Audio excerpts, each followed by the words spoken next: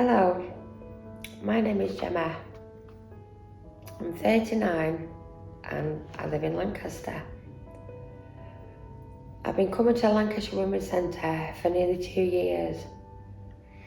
I first started coming because I was on probation. My probation workers, Tracy and Roxy, were lovely. Also, Tanya, my caseworker, even more lovely. They have been through so much with me and supported me. I'll tell you a little bit of my story. I had to move back from Liverpool after being in an abusive and controlling relationship for 15 years. I had to flee with my daughter to a place of safety. I lost everything. I was a mess. This is how I ended up on probation with a drink driving conviction. One day, I decided to end my life, so I drank a bottle of vodka, got in my car, drove down a quiet country lane and smashed it into a wall. It obviously didn't end my life, but it was the start of my new one. I came to Lancashire Women Centre twice, sometimes 3 times a week. I call it my safe place because my girls, as I call them, make you feel so comfortable and safe. You can talk to them about anything.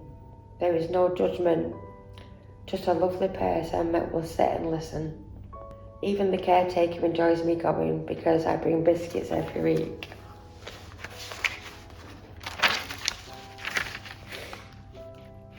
I have recently finished my probation. I cried so much at the thought of not going to Lancashire Women Centre and not seeing my girls every week. I was lucky enough to start counselling recently from a snapback project at Lancashire Women Centre. Val, my counsellor, is amazing. We just click straight away and I still get to say hello to my girls.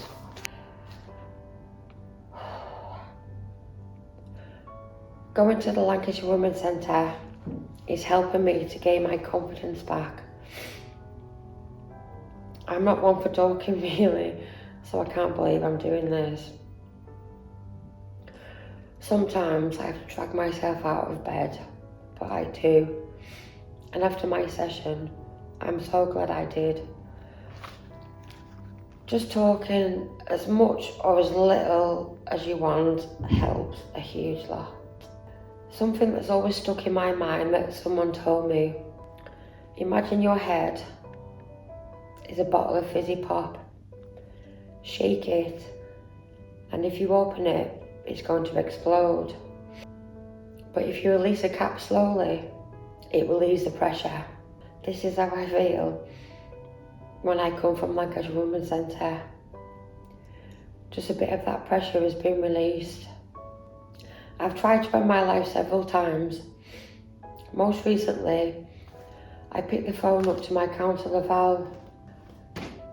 I had already taken the tablets, but she kept me on the phone while she called the ambulance.